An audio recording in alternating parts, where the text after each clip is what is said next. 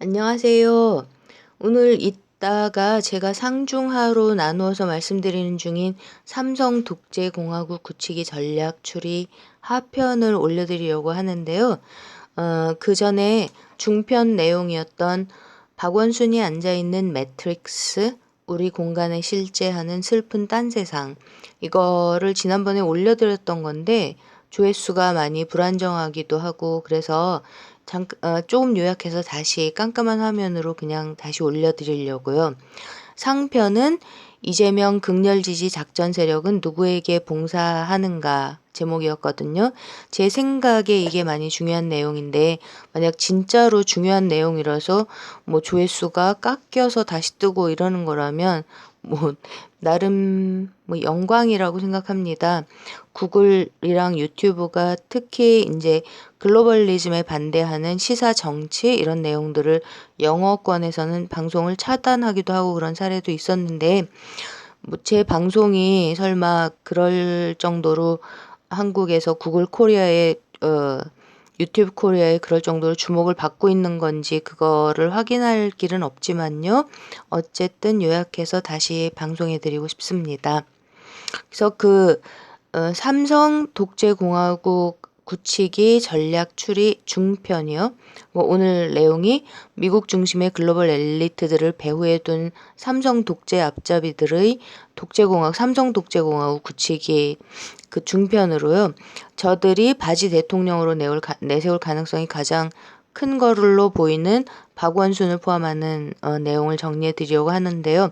이 내용은 박원순 한 개인이 아니라 이 사람이 속해 있는 매트릭스, 즉 이들이 운용해 온 전체적인 시스템 틀 안에서 말씀드리는 게 더 나을 것 같습니다. 박원순 이름 나오기까지 조금 걸립니다. 아시아의 노벨상이라고 불리는 상이 있습니다. 그게 이제 계속 살아 있었으면 필리핀을 반드시 정말 훌륭한 국가로 이끌었을. 근데 비행기 사고로 급작스럽게 죽음을 맞이했던 필리핀의 이재명이라고 불러야 할까요?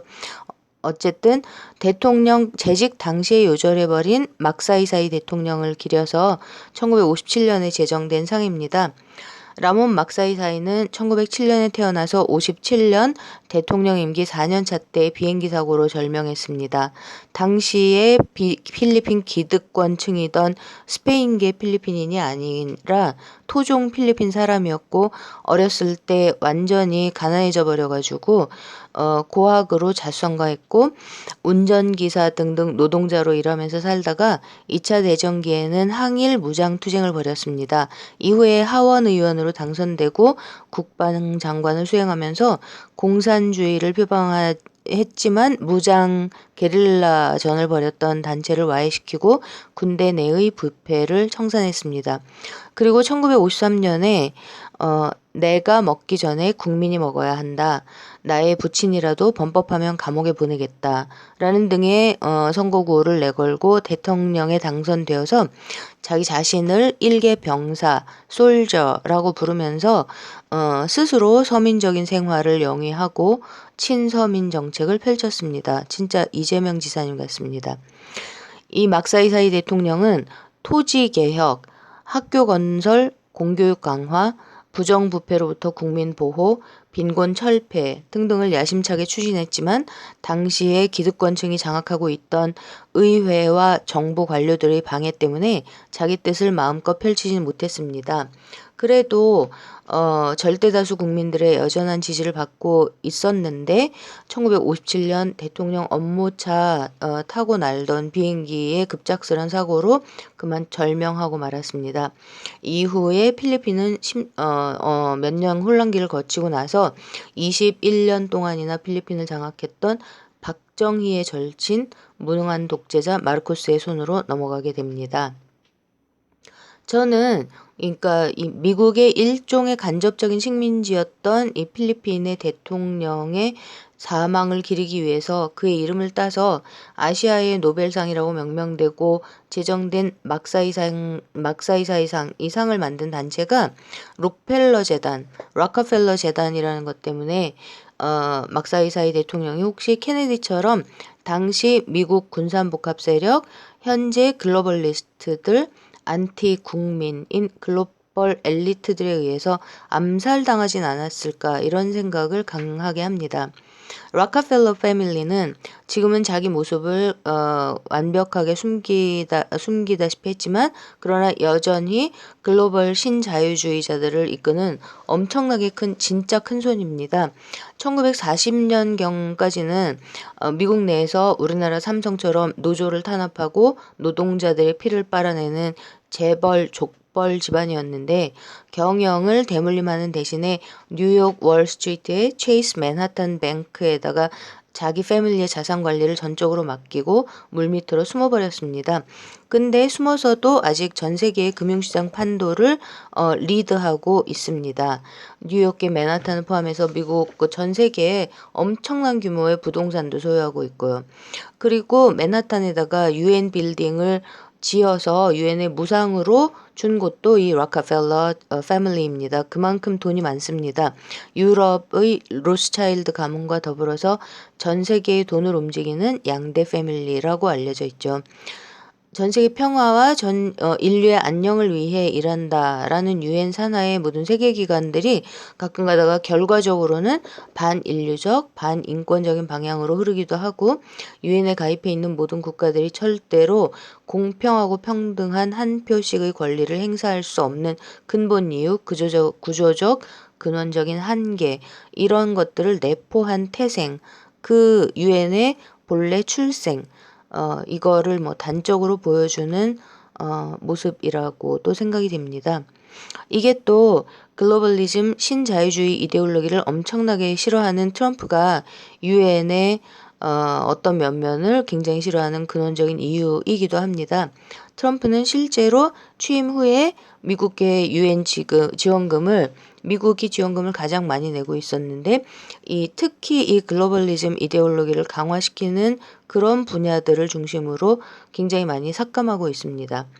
이런 그 신세계 질서라는 안티민중, 안티일반 사람들인 신자유주의 노선을 적극 후원하고 지원하는 락카펠러 패밀리, 락카펠러 재단이 설립 제정한 이 아시아의 노벨상 막사이사이상을 2000년대에 수상한 한국 사람이 2명이 있는데 첫 번째가 법륜, 그리고 두 번째가 박원순입니다. 1962년에 수상하셨던 장준하 선생님은 오늘 주제하고 직접적인 관련이 없어서 생략하겠습니다. 먼저 박원순보다 앞서서 이 상을 수상한 법륜부터 말씀드려 보겠습니다. 법륜은 2002년에 이 상을 수상했습니다. 그런데 또 이 해가 그 이름도 유명한 뉴라이트라는 단체가 창립된 해입니다. 법륜은 같은 해에 막사이사이상을 수상하고 뉴라이트 창립식에 참석해서 사진도 찍고 축사 기념사도 했습니다. 법륜은 이 해에 막사이사이상을 수상하고 뉴라이트 창간식에 참석하고 그 이후에 김제동, 안철수, 박원순 등등과 함께 청춘 콘서트를 하면서 안철수, 박원순을 계속해서 꾸준히 띄우고 CIA의 전략적 자산이라는 안철수가 작년에 정치 무대에서 퇴장할 때까지 안철수를 계속 지지했습니다. 법륜이 땡중, 가짜중 이라는 논란의 그 구체적인 근거들을 제가 소상하게 잘 아시는 분이 써놓으신 거를 그러니까 여쭤봐가지고 이렇게 자세히 써주신 거를 읽었었는데 지금 잘 기억이 나지를 않습니다. 아무튼 봉은사였던 것 같은데 거기 관련해서 많은 스캔들이 있었고 처음에는 승적도 없었다고 그러죠. 근데 지금은 너무 유명해져서 시스템이 너무 유명하게 키워줘서 조계종에서도 승려 대접을 해준다 그러는 것 같습니다. 이 법륜이 배고픈 조중동이라는 별명을 얻은 이른바 진보 언론인 한경오 중에 하나인 오마이뉴스 편집장하고 대담 형식으로 책을 엮어낸 게 있는데 2012년에 발행된 새로운 100년이라는 책입니다. 이 책은 책 초반에는 이 사람 진짜 애국자구나 이런 생각이 들게 막 엄청 좋은 내용이 많이 있다가 중반 한 150페이지가 넘어가면서는 거의 노골적으로 당시 미국 대통령이었던 오바마와 똑같이 북한 내부 붕괴론을 확신하는 분위기를 드러내고 뒤로 가면 갈수록 흡수 통일, 공격적이고 폭력적으로 그냥 북한을 남한이 먹어버리는 이런 것들을 뭐 당연하듯이 드러내고, 그리고 일본하고 마치 대등한 관계가 가능할 것이다는 전제하에서 흡수 통일해버린 한반도와 일본이 경제 공동체를 이뤄야 된다. 뭐 그래서 동북아 경제 공동체를 이뤄야 된다. 이런 구상을 아주 구체적으로 적극적으로 이야기를 합니다. 가장 폭력적인 미국의 소로스와 아마존 등등의 글로벌리스트들을 등에 업은 삼성의 홍석현이 바라는 바 그대로 내용인 겁니다.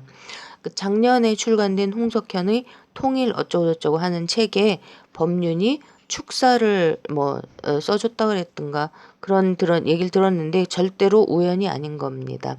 이런 내용의 책을 명색이 진보라는 매체의 편집장이 같이 정리를 해서 출간을 하고 이럽니다, 여러분. 또 그러니까 비슷하게 오마이뉴스하고 비슷한 매체가 비교적 최근에 만들어진 이른바 또 진보 매체 프레시안. 여러분은 이제 저는 처음에는 프레시안 기사를 많이 읽다가 한 2, 3년 전쯤 한 2016년경부터였는데요. 그때 굉장히 심하게 느꼈는데 홍석현의 여시제 냄새가 너무 노골적으로 심하게 나서 이제는 아예 안 읽습니다. 그러니까 법륜과 오마이뉴스가 합작해서 쓴 책 새로운 100년, 그다음에 프레시안이 추진하는 프로젝트인 다른 100년, 이런 식으로 그러니까 21세기 프로젝트들을 나름대로 열심히 진행을 하는 거죠. 최근에 또 홍석현이 프레시안하고 인터뷰를 했다던데 이것도 놀랄 일이 아닙니다. 이 사람들은 이렇게 진보라는 얼굴을 앞에다가는 내세우고 반은 진짜, 반은 거짓말 이렇게 섞어서 하면서 그러니까 정치와 우리나라의 운명에 관심이 많은 국민들을 아주 적극적으로 헷갈리게 만들려고 혼신의 힘을 다하고 있는 것입니다. 그러면 이제 2006년에 막사이사이상을 탄 박원순이 어떤 행보를 거쳐왔는지 한번 말씀드려 보겠습니다. 박원순은 서울시장이 되기 전에 죄송합니다. 비영리 자선단체 활동과 시민단체 운동 등등으로 자기 영역을 넓혀온 대한민국의 대표적인 인권 변호사입니다. 경실련과 참여연대 창립에도 관여했죠. 그러니까 올해 신년사에서도 자기가 설립했던 아름다운 가게, 아름다운 재단과 희망공작소라는 민간 띵크탱크라고 하던데요. 이런 비영리 단체들을 자기의 대표적인 업적으로 내세우는 걸 읽었습니다. 아직도 재직 중인지는 모르겠지만 희망공작소의 대표는 유시민의 여동생 유시주, 이름이 유시주더라고요. 번역가랍니다. 그리고 근데 아름다운 재단에는 이번에 EBS 이사장으로 취임한 유시민의 누나 유시춘 씨가 깊이 관계했던 걸로 저는 분명히 알고 있었거든요.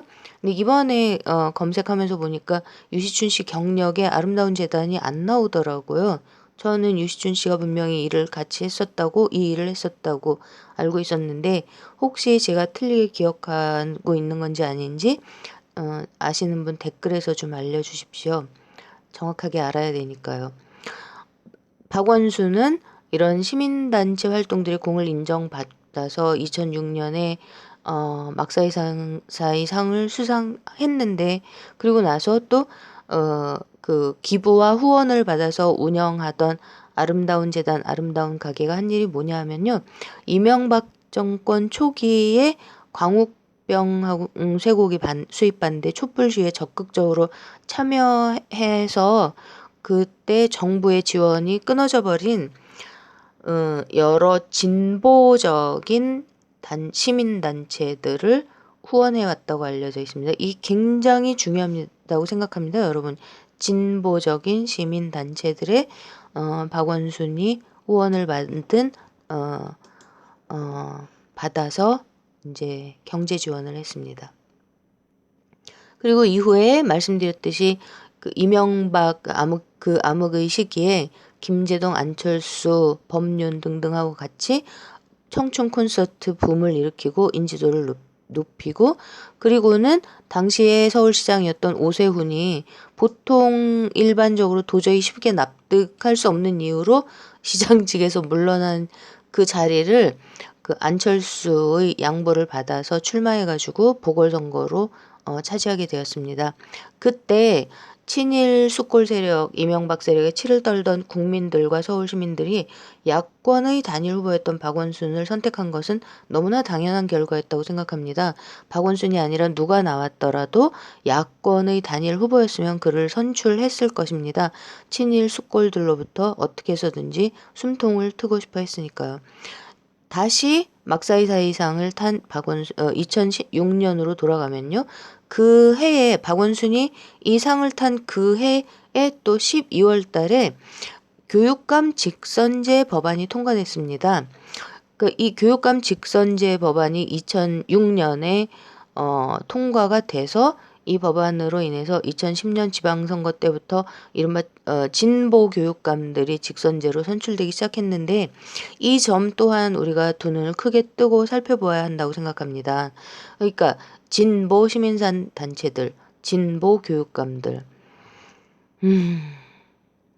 아무튼 진보 교육감 관련해서는요, 가장 단순하게 말해서 요즘에 서울시의 진보 교육감이 왜 청소년 학부모들한테 물리적인 공격까지 당하는 지경에 처하게 되었는지, 그 근본적인 이유, 진보 교육감들이 내세우고 있는 정책들이 어떤 것인가에 대해서도 우리가 좀 심각하고 진지하고 치열하게 따져 물어야 할 시기가 이미 늦어버린 게 아닌가라는 생각이 든다는 거죠.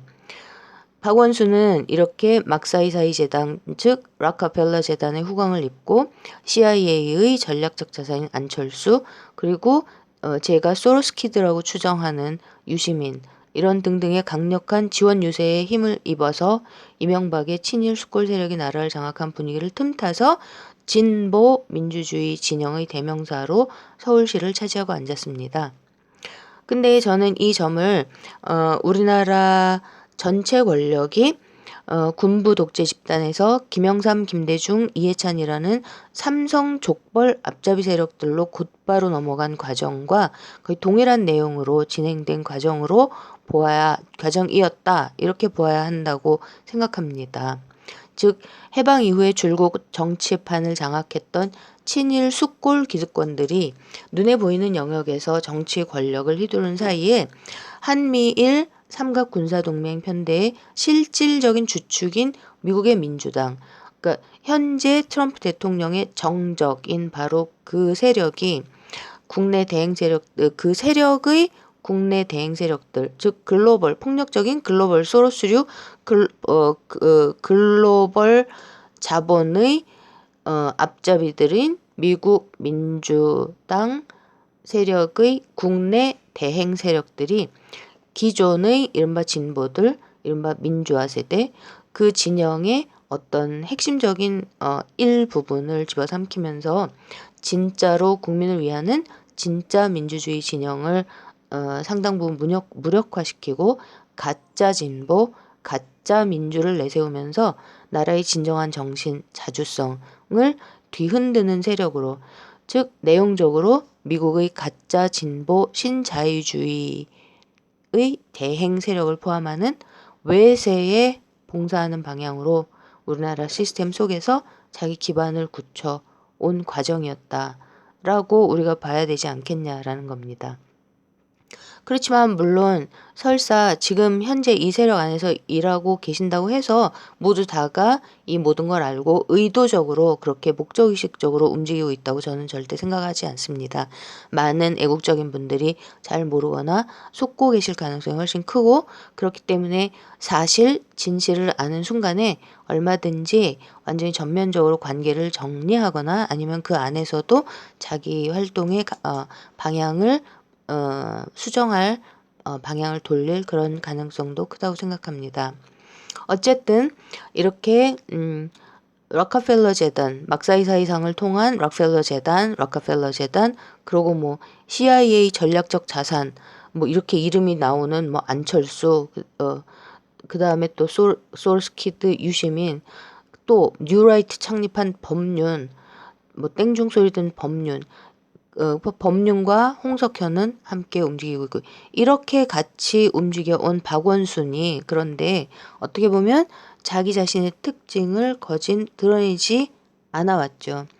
크게 엄청나게 칭찬받은 일도 별로 없고, 그렇지만 크게 엄청나게 욕먹을 일도 별로 없지 않은 상태에서 물에 물 탄 듯 술에 술 탄 듯 하는 분위기로 서울시정을 진행을 해오고 있는데요. 그런데 제가 이런 박원순이 진행해 오고 있는 서울시 문화 행사들, 이런 것들 중에서 이 글로벌 엘리트들을 등에 업은 삼성 독재공화국 굳히기 장기 전략과 관계해서 눈여겨보는 것들은 뭐 예를 들면 퀴어 축제, 그리고 또 새로 시작한 멍때리기 대회, 이런 것들입니다. 저는 동성애에 대해서는 좀 적극적으로 옹호하다가, 근데 미국을 특히 이제 미국을 중심으로 해서 이 동성애 이슈가, 성소수자 이슈가 점점 더 이른바 정치적 올바름이라는, 그러니까 과거 사회주의 공산주의 국가들이 있던 당시에는 레드 컴플렉스, 뭐 빨갱이, 이렇게 하면 끝나는 거잖아요. 그랬던 거를 대체하는 정도의 이데올로기식으로 그러니까 인권 문제들을 왜곡시켜가지고 정치적 올바름 이렇게 부르면서 진행하는 걸 보면서 그냥 동성애에 대해서는 뭐 중지, 판단을 유보하기로 견일 생각을 정한 지가 좀 한참 됐습니다. 근데 어쨌든 우리나라에서 이 정치적 올바름이라는 이데올로기를 적극적으로 수입한 정치인이 또 다른 CIA 전략적 자산, 정의당의 심상정과 이것을 확산시켜 준 거는 서울시의 박원순. 이거는 틀림없는 사실이죠.